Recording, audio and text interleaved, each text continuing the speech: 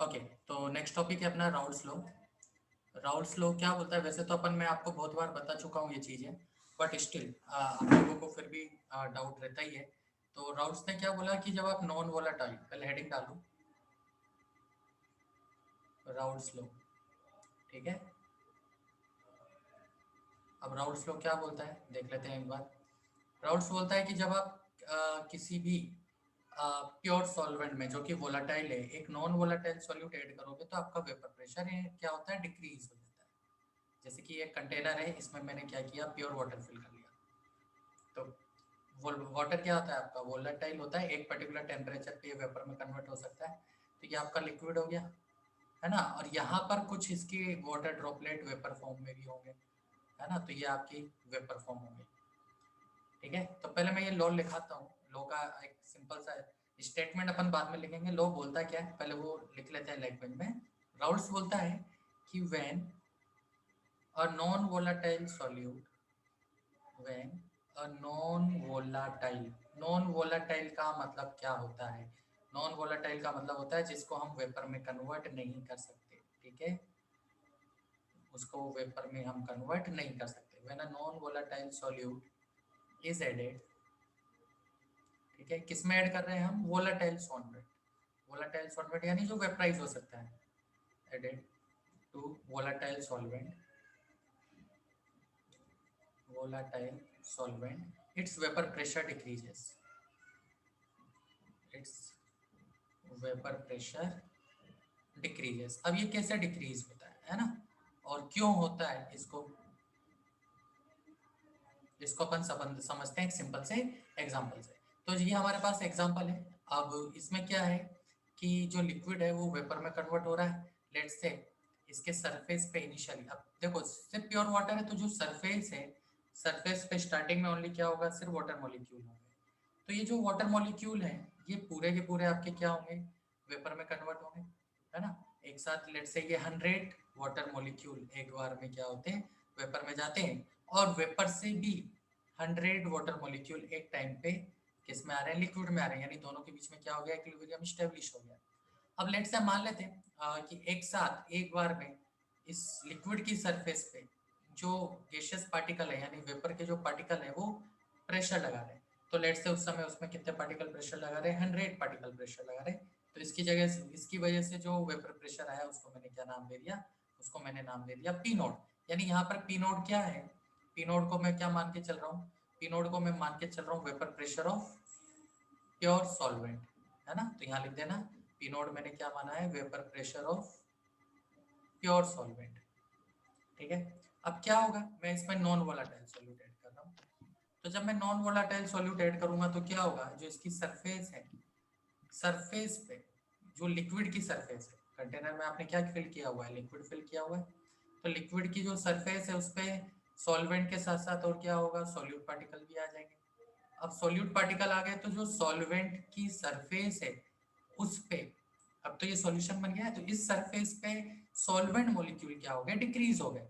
तो कम solvent molecule अब क्या होंगे, एक बार में वेपर में जाएंगे। और वेपर से कम सॉल्वेंट मॉलिक्यूल एक बार में क्या आएंगे, सेम टेम्परेचर पे। इस पूरी प्रोसेस में मैंने क्या किया, टेम्परेचर कांस्टेंट रखा है, क्योंकि अब सॉल्यूट तो जाएगा नहीं वेपर में। तो सरफेस पे क्या हो गया, सॉल्वेंट मॉलिक्यूल डिक्रीज हो गए। अब सॉल्वेंट मॉलिक्यूल डिक्रीज हो गए तो कम मॉलिक्यूल एक बार में एक साथ वेपर में जाएंगे। लेट्स से इस समय इस टाइम पे 90 मॉलिक्यूल क्या हो रहे हैं, एक साथ वेपर फेस में जा रहे हैं। तो इस टाइम पे जो वेपर के पार्टिकल है वो क्या करेंगे, अगेन लिक्विड की सरफेस पे तो प्रेशर लगाएंगे। लेकिन ये कितने मॉलिक्यूल्स की वजह से लग रहा है, ये 90 मॉलिक्यूल्स की वजह से लग रहा है। तो इस केस में जो वेपर प्रेशर लग रहा है, वेपर प्रेशर क्या है, जो लिक्विड की सरफेस पे लिक्विड के जो वेपर के पार्टिकल्स हैं वो प्रेशर लगा रहे हैं, तो उसको हम वेपर प्रेशर बोलते हैं, है ना। आगे की क्लासेस में मैंने आपको समझाया हुआ भी है और मैं यहाँ पे दोबारा लिखा भी दूंगा। तो यहाँ पर मान लेते हैं कि जो नया प्रेशर लग रहा है सरफेस पे वो पी है। तो पी क्या हो गया यहाँ पे, वेपर प्रेशर ऑफ क्या हो गया, सॉल्यूशन हो गया। ये ड्रॉ करते जाना और लिखते जाना, ठीक है। तो पी यहाँ पे क्या हो गया, वेपर प्रेशर ऑफ सॉल्यूशन हो गया। अब हमें क्लियरली दिख रहा है कि यहाँ पे 100 पार्टिकल प्रेशर लगा रहे थे, जबकि यहाँ पे 90 पार्टिकल प्रेशर लगा रहे हैं। तो कौन सा प्रेशर ज्यादा है, ऊपर वाला प्रेशर ज्यादा है। यानी हम क्या बोल सकते हैं कि P node is greater then क्या आ रहा है, पी आ रहा है। इसका मीनिंग क्या हुआ कि जब हमने नॉन वोलाटाइल सॉल्यूट को ऐड किया तो जो सॉल्वेंट था उसका वेपर प्रेशर क्या हो गया, डिक्रीज हो गया। ये किसने बोला, राउल्स ने बोला। तो यहाँ तक एक बार नोट कर लो, फिर आगे इसका स्टेटमेंट अपन लिखते हैं। तो अब राउल्स क्या बोलता है? राउल्स बोलता है कि when a non volatile solute is added to volatile solvent its vapour pressure decreases. अब बात आती है इसका स्टेटमेंट क्या है। ठीक है, तो जो राउल्स लॉ आया उसका स्टेटमेंट लिखो नेक्स्ट लाइन से। तो लिखो according to this law, according to this law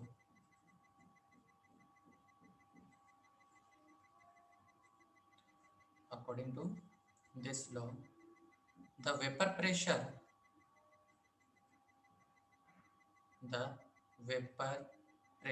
of solution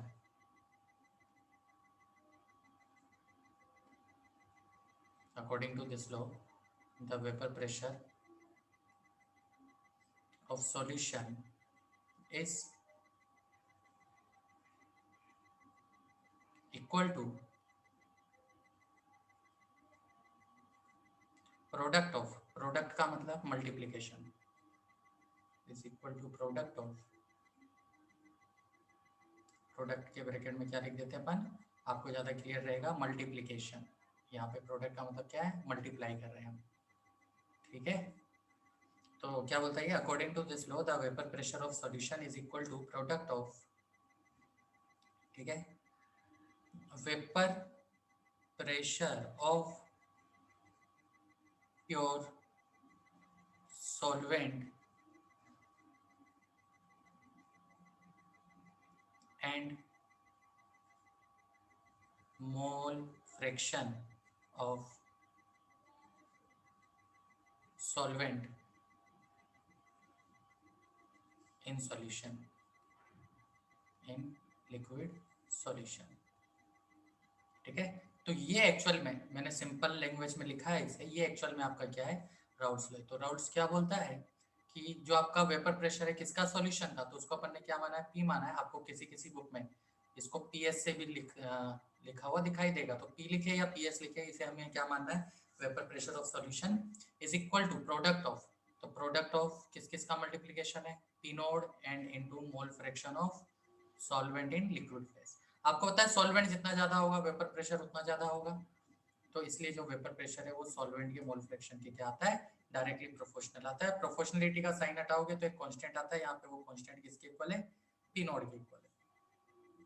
तो ये आपका क्या हुआ, राउल्स लॉ कि vapour pressure of solution equal to mole fraction of solvent into vapour pressure of pure solvent. यहाँ तक नोट करो, ये किस केस में एप्लीकेबल है, जब हमने क्या ऐड किया है, जब हमने नॉन वोलेटाइल सॉल्यूट ऐड किया है। ठीक है, किसके अंदर, वोलेटाइल सॉल्वेंट के अंदर। तो देखो अब ये केस कौन सा केस हो गया, ये केस 1 हो गया, जब हमने क्या किया, नॉन वोलेटाइल सॉल्यूट ऐड किया। अब मान लो इसकी जगह हम क्या करें, दो वोलेटाइल सॉल्वेंट को या वोलेटाइल लिक्विड को मिक्स करें, तो उस केस में क्या होगा, तो इसमें केस 2 लिखना है ना। केस 2 क्या आएगा, वो केस 1 था, ये आपका केस 2 हो जाएगा। When two volatile liquids, when two volatile liquid are mix. ठीक है, यानी इसको हम क्या बोल सकते हैं, इसको हम बोल सकते हैं लिक्विड लिक्विड सॉल्यूशन। यानी अब जो हम सॉल्यूशन बना रहे हो किस किस का है, दोनों उसमें क्या है, लिक्विड लिक्विड है। और दोनों लिक्विड कैसे हैं, वोलेटाइल है। वोलेटाइल मतलब उनको क्या कर सकते हैं, हम वेपर में कन्वर्ट कर सकते हैं, या वो वेपराइज हो सकते हैं एक पर्टिकुलर टेम्परेचर पे। तो जब आपको दो लिक्विड लिक्विड दे दिया जाए, उससे बनने वाला सॉल्यूशन दे दिया जाए, तब हम टोटल प्रेशर कैसे निकालेंगे। तो मान लेते हैं तीन दो लिक्विड है हमारे पास, ए एंड बी। ठीक है, ए का वेपर प्रेशर प्योर फॉर्म में, यानी प्योर जब ए होगा तो उसका वेपर प्रेशर हम मान रहे हैं पी नॉट ए। ऐसे ही जब बी प्योर होगा उसका वेपर प्रेशर मैं क्या मान रहा हूँ, पी नॉट। यहाँ तक क्लियर। सॉल्यूशन में जब इन दोनों को हमने मिक्स किया, तो मिक्स करने के बाद जो सॉल्यूशन बना उसमें ए का वेपर प्रेशर मान रहा हूँ मैं पी ऑफ ए। ठीक है, बी का वेपर प्रेशर मान रहा हूँ मैं पी ऑफ बी। यहाँ तक आई थिंक किसी को कोई डाउट नहीं है। लेट्स से जो सॉल्यूशन है उसको मैं मिक्स करने के बाद उसमें मैंने मान लिया कि ए का जो मोल फ्रैक्शन आता है वो एक्स है, बी का जो मोल फ्रैक्शन आता है वो मेरे पास एक्स भी है। ठीक है, तो ये मैंने मान लिया है। तो पी नोड ए क्या है, ये आपको क्लियर है। P naught A is vapour pressure of pure liquid है। पी नोड बी क्या है, vapour pressure of pure liquid B. और दोनों को मैं क्या कर रहा हूँ, मिक्स कर रहा हूँ एक कंटेनर में। तो तो कंटेनर में ये मेरे पास लिक्विड हो गया, कुछ अमाउंट उसका वेपर में कन्वर्ट होगा, ये उसकी वेपर फॉर्म है। लिक्विड में भी ए होगा एंड बी भी होगा, और वेपर में भी मेरे पास ए होगा और बी भी होगा। ठीक है, तो लिक्विड में मैंने ए और बी का मोल फ्रैक्शन क्या माना है, ए का मोल फ्रैक्शन माना है एक्स ए और बी का मोल फ्रैक्शन माना है एक्स बी। चाहो तो आप ये लिख सकते हो एक्स ए और एक्स बी, यहाँ पर क्या है मोल फ्रैक्शन किसका, ए का और बी का। ठीक है, ये मोल फ्रैक्शन है। तो राउल्ट्स लॉ क्या बोलता है, राउल्ट्स लॉ बोलता है कि जो पार्शियल प्रेशर होगा ए का, पी ऑफ ए, वो किसके इक्वल आएगा, वो इक्वल आएगा किसके, P naught A into X A. ये राउल्ट्स लॉ के अकॉर्डिंग है, ये क्वेश्चन 1। ऐसे ही जो पार्शियल प्रेशर होगा बी का सॉल्यूशन के अंदर सृष्टि, वो किसके इक्वल आएगा, P naught B into X B के। ये मेरे पास दूसरी इक्वेशन आ गई। ठीक है, अब बात करते हैं टोटल प्रेशर। जो टोटल प्रेशर होगा वो किसके इक्वल होगा, तो अपन को पता है कि टोटल प्रेशर क्या होता है, टोटल प्रेशर होगा partial pressure of A plus partial pressure of B. तो रख दो यहाँ पर इक्वेशन 1 और इक्वेशन 2 से वैल्यू, तो टोटल प्रेशर मेरे पास क्या आ गया, टोटल प्रेशर मेरे पास आ गया P naught A X A plus P naught B X B. ये मेरे पास एक इक्वेशन आ गई जब मैंने क्या किया, दो वोलेटाइल लिक्विड को मिक्स करके एक सॉल्यूशन बनाया। दो वोलेटाइल लिक्विड कौन कौन से हैं यहाँ पर, ए एंड बी। तो उस केस में टोटल प्रेशर जो डिफाइन होगा वो डिफाइन होगा P naught A X A into plus P naught B X B, जहाँ पर एक्स ए और एक्स बी क्या है, mole fraction in liquid phase या लिक्विड सॉल्यूशन। ठीक है, एक्स एंड एक्स बी है mole fraction in liquid solution. और यहाँ पर मैं एक टर्म और डिफाइन कर रहा हूँ, वो है Y A and Y B. तो ये जो Y A and Y B हो जाएगा, ये इनका क्या हो जाएगा, ये इनका मोल फ्रैक्शन हो जाएगा, लेकिन कौन से फेस में हो जाएगा, अब ये वेपर फेस में हो जाएगा। तो यहाँ पे Y A and Y B is mole fraction in vapour phase. यहाँ तक नोट कर लेना, इतना डायग्राम बना लेना ताकि आपको सारी चीजें इससे क्लियर रहे। मैंने वाई और वाई बी क्या लिख दिया है, P naught A and P naught B आपको पता है, अगर किसी को नहीं पता तो यहाँ पे लिख लेना पी नोड ए क्या है, पी नोड ए हमने माना है क्या, vapour pressure of pure liquid है, ऑफ प्योर लिक्विड ए। ऐसे ही हमने पी नोड बी यहाँ पे क्या माना है, पी नोड बी हमने माना है vapour pressure of pure liquid B. ठीक है, तो पी ए और पी बी क्या है वो आपको पता है, सॉल्यूशन फेज में इनके वेपर प्रेशर है ना। पी ए क्या हो जाएगा, P A is what, vapour pressure of A, या पार्शियल प्रेशर भी आपको बहुत सी जगह देखने को मिलेगा, तो उससे कंफ्यूज होने की जरूरत नहीं है। तो पी ए क्या आ जाएगा, vapour pressure of A in solution phase, in solution. ठीक है, ये आपका हो जाएगा, यहाँ तक नोट कर लो फटाफट। तो भाई आप क्या है, जब दो आप लिक्विड ए और बी को मिक्स करोगे तो ए का प्रेशर पी ए निकल के आएगा पी नोड एक्स ए से, बी का प्रेशर निकल के आएगा P naught B X B से। तो हमें सॉल्यूशन का टोटल प्रेशर डिफाइन करना है, तो टोटल प्रेशर क्या होगा, P A plus P V. P A की वैल्यू रख दी, पी वी की वैल्यू रख दी, तो हमारे पास इक्वेशन क्या आई, P total equal to P naught A X A plus P naught B X B. तो देखो यहाँ तक आप सभी ने नोट कर लिया होगा, ये है जब दो वोलेटाइल लिक्विड को मिक्स करेंगे। तीन को करेंगे तो आगे क्या आ जाएगा, जब मैंने तीन मान लो तीन लिक्विड को मिक्स किया तो यहाँ पे क्या ऐड हो जाएगा, पी नोट सी एक्स सी, है ना, मोल फ्रैक्शन उसका। तो आप इस तरह से फॉर्मूला डिराइव कर सकते हो। अब मुझे क्या करना है, मुझे यहाँ पे एक ग्राफ बनाना है, किस किस के बीच में बनाना है। तो ये जो ग्राफ बनेगा ये बनेगा मेरा P total versus mole fraction के बीच में। अब चाहे आप ए ले लो चाहे बी ले लो, किसी एक का आपको लेना पड़ेगा। तो देखो कैसे बनाएंगे, उसके लिए जब भी आप कोई ग्राफ बनाते हो तो उसके लिए पहले आपको उनके बीच में एक इक्वेशन लानी पड़ती है। हमारे पास इक्वेशन क्या है, P total equal to P naught A X A plus P naught B X B. अब देखो यहाँ पे पी नोड है और पी नोड बी तो क्या है, कांस्टेंट है, क्योंकि ये प्योर वेपर प्योर सॉल्वेंट के या प्योर लिक्विड के वेपर प्रेशर है, तो ये तो चेंज नहीं हो सकते। तो अब मुझे एक्स भी यहाँ पर वेरिएबल है, अगर आपका एक्स से वेरी करेगा तो एक्स भी वेरी करेगा। और मुझे पता है कि फ्रैक्शन का मैक्सिमम वैल्यू बनाता है, यानी X A plus X V का जो एडिशन होगा मोल फ्रैक्शन में, आप लोगों ने पढ़ा होगा कंसंट्रेशन टर्म जब मैंने पढ़ाई थी कि X A plus X V equal to 1 होगा।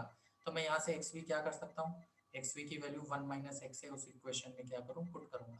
तो पुट करता हूँ, मेरे पास क्या निकल के आएगा, मेरे पास निकल के आएगा P total equal to P naught A X A plus P naught B, और एक्स बी की जगह मैं क्या लिख रहा हूँ, एक्स बी की जगह मैं लिख रहा हूँ 1 माइनस एक्स ए।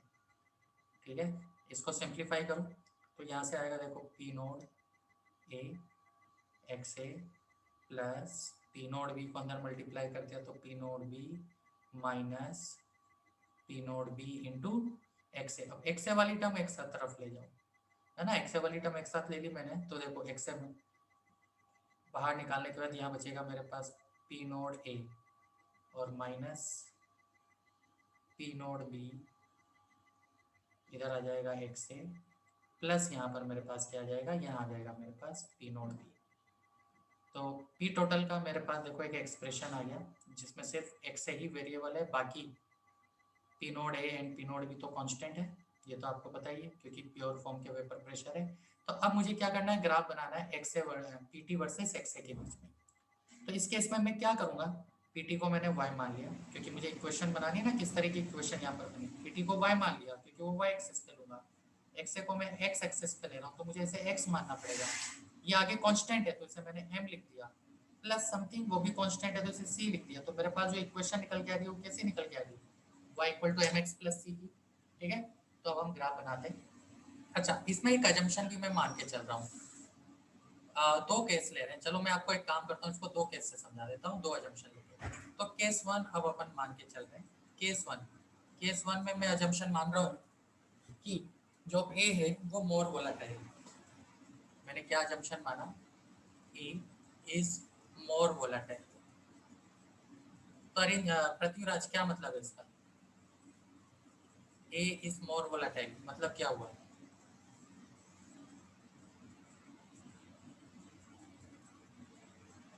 हाँ पृथ्वीराज। वो ज्यादा वेपर में कन्वर्ट हो रहा है। हाँ ठीक है, A is more volatile than B, इसका मतलब क्या है, ए इजीली वेपर में कन्वर्ट हो रहा है कंपेयर टू बी, तो ए का जो वेपर प्रेशर है यानी पी नोट ए वो ज्यादा होगा किससे, पी नोट बी से।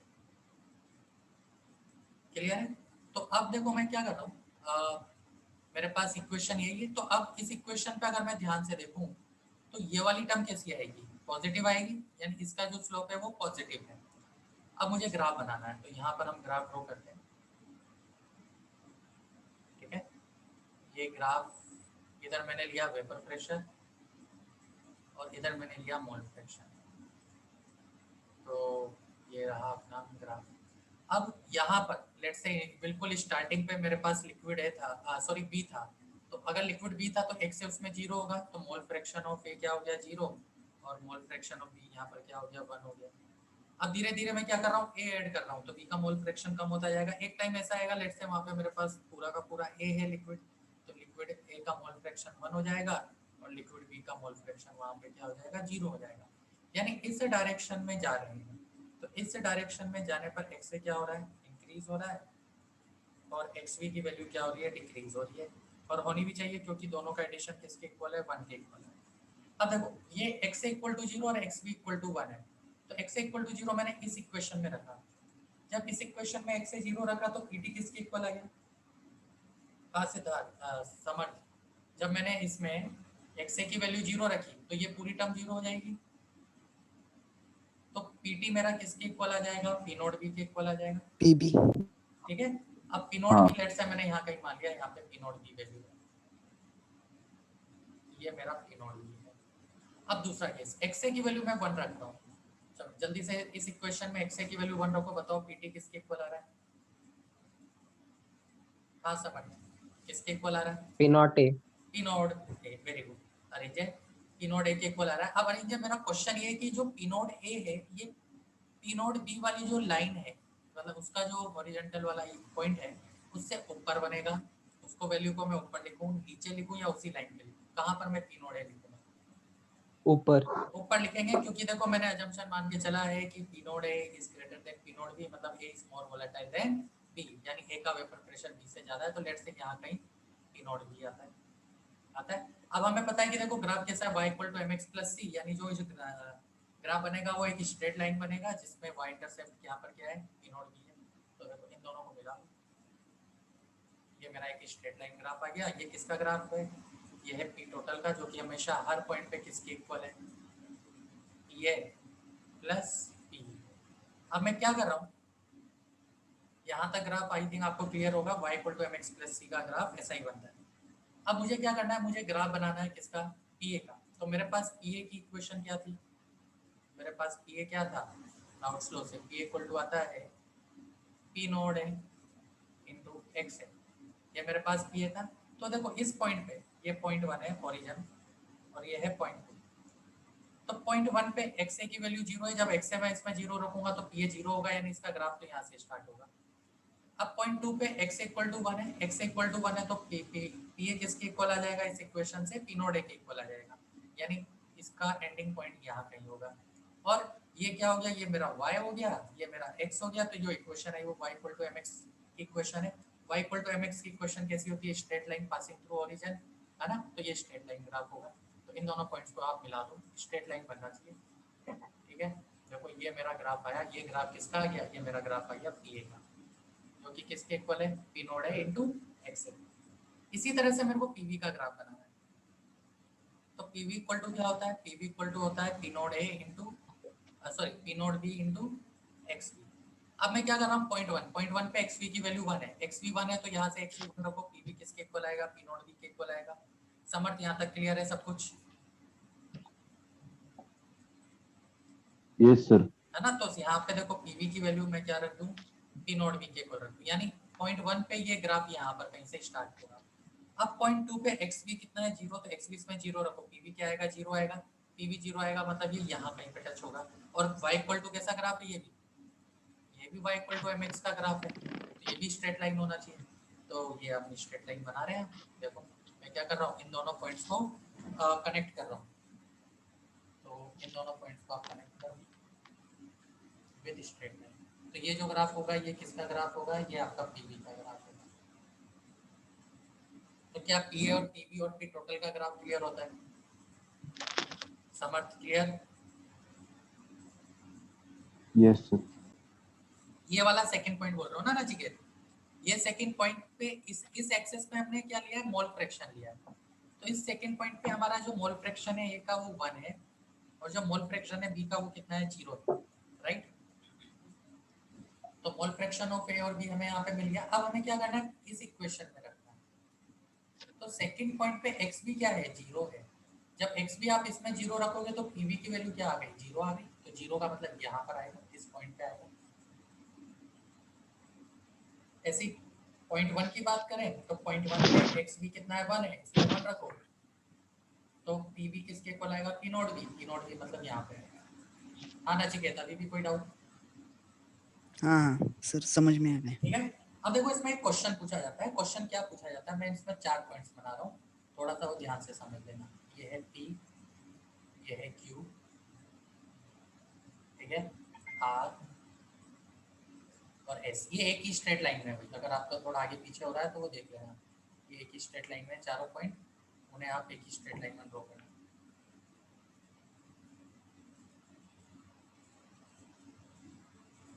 ठीक है। अब क्वेश्चन ये है कि ये वाली जो वैल्यू है ये किसके इक्वल है, PQ। यहाँ पर अगर आप देखोगे तो PQ वैल्यू मतलब P है ना। PQ जो ये प्रेशर है PQ, ये प्रेशर किसके इक्वल है, ये PQ प्रेशर अगर आप देखोगे तो ये इक्वल है किसके, PA के।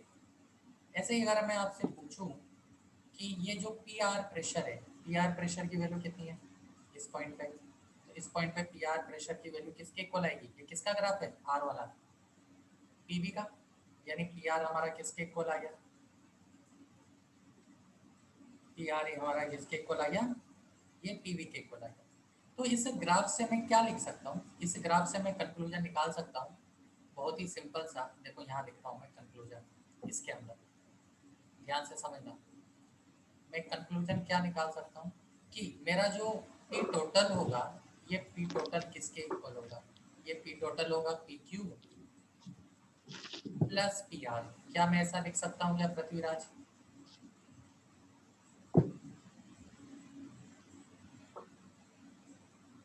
हाँ सर। पृथ्वीराज लिख सकते हैं हाँ ऐसा, सर। है ना भाई। हाँ। आपने PA की जगह क्या लिख दिया, PA की वैल्यू रख दी आपने PQ, और PV की वैल्यू क्या रख दी यहाँ पे, PR रख दी।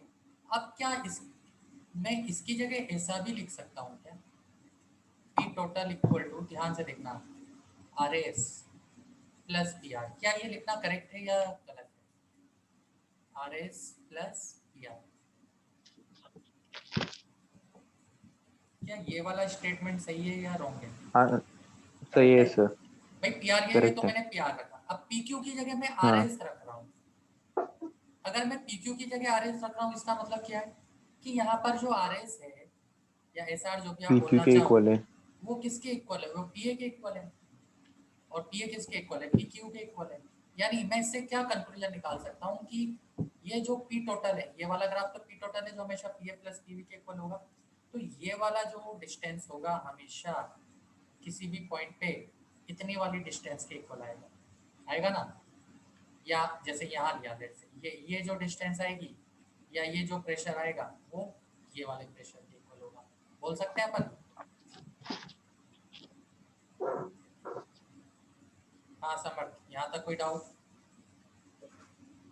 क्वेश्चन ये है कि पीए का ग्राफ का लास्ट पॉइंट, हाँ अच्छा ये पॉइंट, हाँ ये बाय मिस्टेक लिखा है, ये पीए है। अपन ने बोला तो यही था ना कि यहाँ पर पी नोड ए आएगा। हाँ सर। ये पॉइंट बोल रहा हूँ ना, ये पी नोड ए है और ये रहा, हाँ हाँ और ये पी नोड बी है। ये थोड़ा सा आप ग्राफ में सभी सही कर लेना, ठीक है? वो क्या हो गया, टाइपिंग एरर हो गया। बोला सही था लिखते वक्त, थोड़ा सा एक ही जगह भी लिखा है। क्लियर है? बाकी और कोई डाउट समर्थ? नहीं सर। नहीं है, गुड। तो ये अपना जो स्टेटमेंट है या ये जो फॉर्मूला ये अपना डिफाइन होता है राउट फ्लो, जब हम क्या कर रहे हैं, दो वोलेटाइल लिक्विड को आपस में मिक्स करके सॉल्यूशन बना रहे हैं। इसका केस 2, अब केस 2 में आपको क्या करना है, आपको मान लेना है कि पी मोर वोलेटाइल है, किससे? ए से। तो ग्राफ कैसा बनेगा? सिर्फ इंटरचेंज होगा केस 2। तो केस 2 करते हैं इसका।